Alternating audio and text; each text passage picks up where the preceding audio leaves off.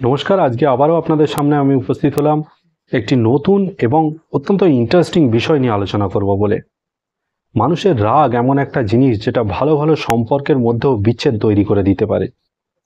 সেই জন্য আজকের এই ভিডিওতে আমরা এই ধরনের অতিরিক্ত রাগ কমানোর জন্য কয়েকটি হোমিওপ্যাথি মেডিসিন সম্পর্কে আলোচনা করব। তবে এর জন্য এই ভিডিওটি কিন্তু আপনাদেরকে সম্পূর্ণ দেখতে হবে। নমস্কার, আমি ডাক্তার মানবেন্দ্র মণ্ডল। হ্যালো হোমিওপ্যাথি ইউটিউব চ্যানেলে আপনাদের সকলকে স্বাগত জানাই। তাহলে চলুন ভিডিওটি শুরু করা যাক।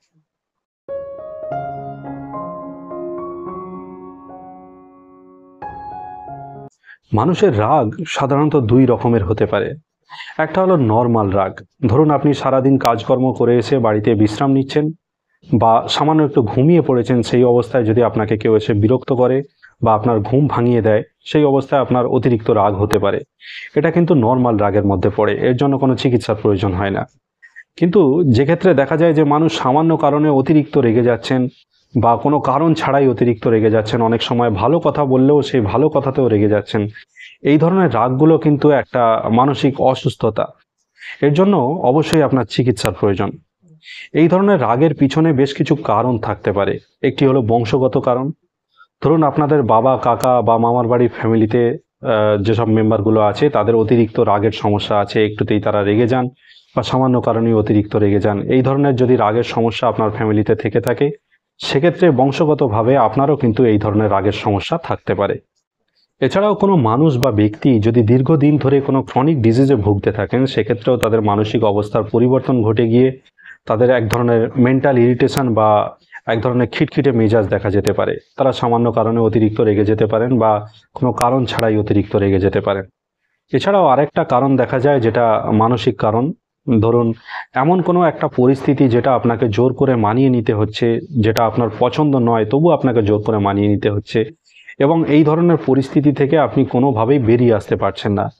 এই কারণেও আপনার মনের মধ্যে একটা রাগের সৃষ্টি হতে পারে, যেক্ষেত্রে মানুষ অনেক সময় কোনো প্রতিবাদ করতে পারে না, তাকে চুপচাপ অনেক কিছু জিনিস মেনে নিতে হয়। এই ধরনের কন্ডিশন যদি দীর্ঘদিন ধরে চলতে থাকে, সেক্ষেত্রেও মানুষের একটা মনের পরিবর্তন ঘটে গিয়ে মানসিক অসুস্থতা বা অতিরিক্ত রাগ দেখা যেতে পারে। কিন্তু হোমিওপ্যাথির এমন কিছু কার্যকরী মেডিসিন আছে যেগুলিকে ব্যবহার করে আপনারা এই ধরনের অতিরিক্ত রাগের সমস্যাকে কন্ট্রোল করতে পারেন বা নিয়ন্ত্রণ করতে পারেন, বা এই ধরনের মেন্টাল ইরিটেশন থেকে আপনি বেরিয়ে আসতে পারেন। তবে যেটা বললাম, এই ধরনের রাগের পিছনে কিন্তু অনেকগুলি কারণ থাকতে পারে।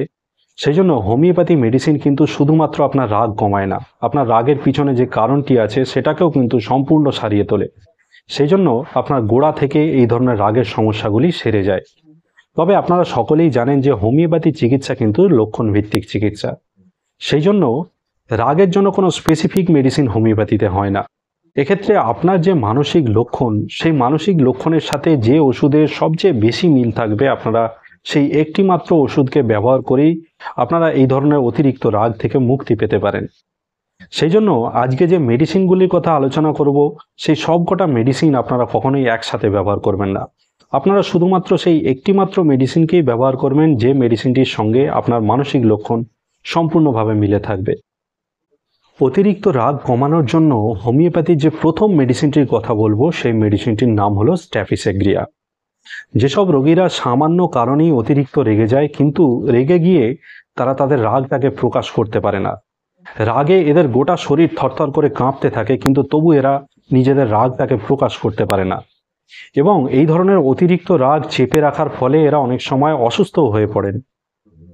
এবং অনেক ক্ষেত্রে দেখা যায় যে শিশুরা নানা রকম জিনিসের জন্য কান্নাকাটি করতে থাকে বা কোনো জিনিস পাওয়ার জন্য বায়না করতে থাকে, কিন্তু সেই জিনিসটা যখনই তাদের হাতে দেওয়া হয় তখনই তারা সেই জিনিসটাকে নিয়ে রাগে ছুঁড়ে ফেলে দেয়।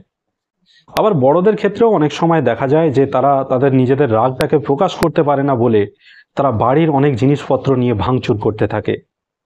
এই ধরনের মানসিক লক্ষণযুক্ত অতিরিক্ত রাগ কমানোর জন্য আপনারা স্ট্যাফিসেগ্রিয়া মেডিসিনটিকে 50 মিলিসিমাল পোটেন্সিতে রোজ সকালে 10 ml করে খেতে পারেন, এবং কিছুদিন খাওয়ার পরেই আপনারা লক্ষ্য করবেন যে আপনাদের এই ধরনের অতিরিক্ত রাগ খুব দ্রুত কমে আসছে। এই ধরনের অতিরিক্ত রাগ কমানোর জন্য হোমিওপ্যাথি যে আরও একটি মেডিসিনের কথা বলবো, সেই মেডিসিনটির নাম হলো ক্যামোমিলা। এই ধরনের পেশেন্টরাও সামান্য কারণে অতিরিক্ত রেগে যায়, কিন্তু এরা রেগে গিয়ে স্ট্যাফিসেগ্রিয়ার মতো চুপ করে থাকে না। এরা কিন্তু রেগে গিয়ে রীতিমতো কোমর বেঁধে খুব ঝগড়া করতে থাকে। ছোট ছোট বাচ্চাদেরও দেখা যায় যে বাচ্চারা সারা দিন অতিরিক্ত কান্নাকাটি এবং রাগারাগি করতে থাকে, কিন্তু যখনই তাদেরকে কোলে তুলে নেওয়া হয় তখনই তাদের এই ধরনের রাগ কমে যায় বা এই ধরনের কান্নাকাটি থেমে যায়। আবার যখনই তাদেরকে কোল থেকে নামিয়ে দেওয়া হবে তখনই তারা আবার কান্নাকাটি করতে থাকে।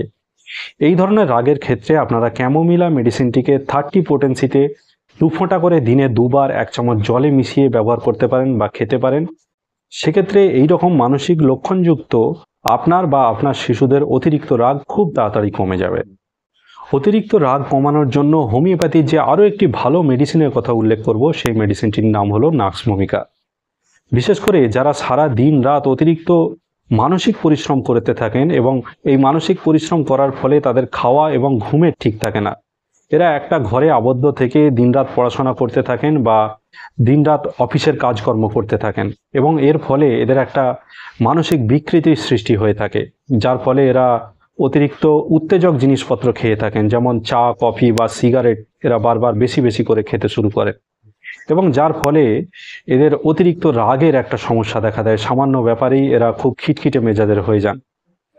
এই ধরনের রোগীরা দিনের দিন অত্যন্ত হিংসুটে প্রকৃতির হয়ে ওঠেন এবং সবসময় অন্যের খুঁত ধরতে চেষ্টা করেন এবং সামান্য কারণেই এরা অতিরিক্ত রেগে যায় এবং রেগে গিয়ে খুব গালিগালাজ করতে শুরু করে দেয়। এই ধরনের মানসিক লক্ষণযুক্ত অতিরিক্ত রাগ কমাতে আপনারা নাক্স ভূমিকা মেডিসিনটিকে 50 মিলিসিমাল পোটেন্সিতে রোজ সকালে খালি পেটে কিছুদিন খেতে থাকুন। তাহলে এই ধরনের মানসিক লক্ষণযুক্ত অতিরিক্ত রাগ আপনাদের দ্রুত কমে আসবে এবং কিছুদিনের মধ্যেই আপনাদের এই ধরনের অতিরিক্ত রাগ নিয়ন্ত্রণে চলে আসবে। অতিরিক্ত রাগ কমানোর জন্য হোমিওপ্যাথির যে আরও একটি কার্যকরী মেডিসিনের কথা উল্লেখ করব, সেই মেডিসিনটির নাম হলো সালফার। বিশেষ করে যেসব রোগীরা নিজেদেরকে একদম মহাপণ্ডিত মনে করেন এবং তারা মনে করেন যে তাদের মধ্যে কোনো রকম অন্যায় বা ভুল থাকতেই পারে না এবং কোনো ব্যাপারে তারা জানুক না জানুক সেই ব্যাপারে তর্ক করতে শুরু করে দেয় এবং তাদের সঙ্গে যদি কারো মতের মিল না হয় সেক্ষেত্রে তারা কিন্তু অতিরিক্ত রেগে যায়।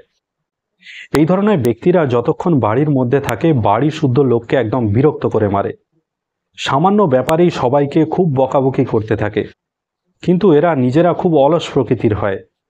এক জায়গায় চুপ করে বসে থাকে এবং বাড়ি শুদ্ধ লোককে নানা রকম অর্ডার করতে থাকে এবং সামান্য কারণেই এরা অতিরিক্ত রেগে গিয়ে সবাইকে খুব বকাবকি করে।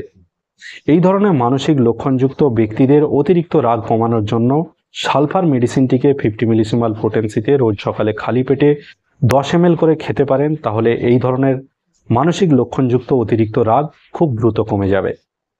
আজকের এই ভিডিওতে অতিরিক্ত রাগ কমানোর জন্য যেসব হোমিওপ্যাথি মেডিসিনগুলির কথা আলোচনা করলাম, এই মেডিসিনগুলি ছাড়াও হোমিওপ্যাথিতে আরও অনেক ভালো ভালো মেডিসিন আছে যেগুলি ব্যবহার করে আপনারা আপনাদের অতিরিক্ত রাগ কন্ট্রোলে রাখতে পারেন, কিন্তু এর জন্য অবশ্যই আপনাকে কাছাকাছি কোনো হোমিওপ্যাথি চিকিৎসকের পরামর্শ নিতে হবে, অথবা আপনারা চাইলে আমার সঙ্গেও সরাসরি হোয়াটসঅ্যাপে পরামর্শ করতে পারেন বা হোয়াটসঅ্যাপে চিকিৎসা গ্রহণ করতে পারেন। এই যে হোয়াটসঅ্যাপ নাম্বারটি আপনারা স্ক্রিনে দেখতে পাচ্ছেন, এই হোয়াটসঅ্যাপ নম্বরে যোগাযোগ করে আপনারা সরাসরি আমার থেকে পরামর্শ গ্রহণ করতে পারেন। অতিরিক্ত রাগ কমানোর জন্য আজকের এই ভিডিওটি আপনাদের কেমন লেগেছে অবশ্যই আপনারা কমেন্ট বক্সে কমেন্ট করে জানাবেন এবং যদি আপনারা এই চ্যানেলে সম্পূর্ণ নতুন হয়ে থাকেন তাহলে অবশ্যই চ্যানেলটিকে সাবস্ক্রাইব করে রাখবেন, যাতে এই রকমের নতুন নতুন এবং ইন্টারেস্টিং ভিডিও আরও পেতে পারেন। আজকের এই ভিডিও এখানেই শেষ করছি। সবাই সুস্থ থাকবেন, ভালো থাকবেন, নিয়মিত শরীরচর্চা করবেন। ধন্যবাদ।